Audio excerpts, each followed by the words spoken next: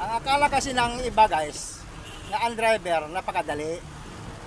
Napakadali, driver ka ng truck.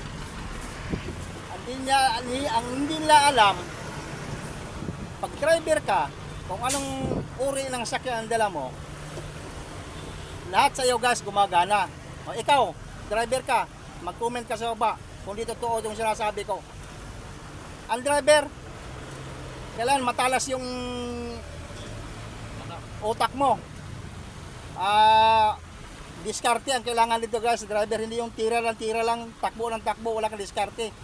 Utak ang ginagamit, number 1. Pangalawa guys, yung mata.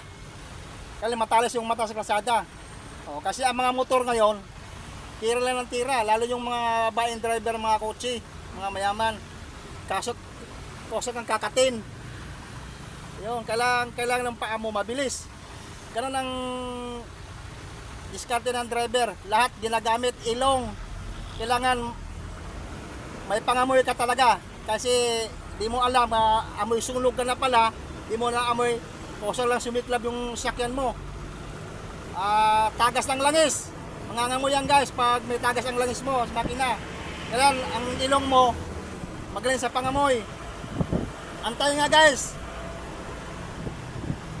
Kailangan malinaw rin yung tainga mo. Magaling din sa pandinig. Kasi kung bingi-bingi ka, businahan ka na pala sa katabi mo, nagdidikitan na pala kayo, di mo naririnig, aksidente nangyari. Yun. Ang importante guys, yung paa dalawa. Yan ang importante.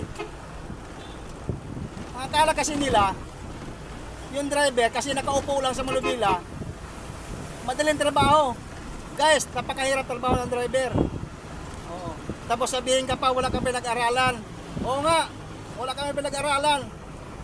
Pero yung pamilya namin, binubuhay namin sa marangal na paraan. Ganun kami. No? Mag-New Year na guys, malapit ilang tulog lang, New Year na, nandito pa rin kami sa lansangan. Pero ako uuwi na.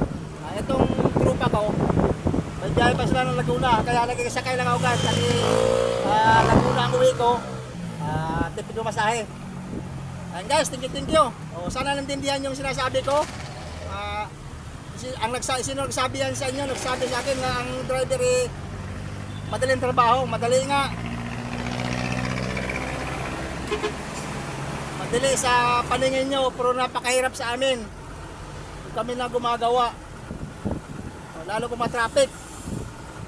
Sa amin na lahat ng pagod. Pasma. Lalo kung init, tapos biglang umulan, bababa ka. Nakaw. Walang driver nga tumatagal. Ako, hanggang 60 lang talaga ako, hindi na ako kumaliho. Ayan guys, thank you. Sa lahat ng mga kasamang driver, shout out sa lahat. Good morning, Merry Christmas, and Happy New Year. Thank you.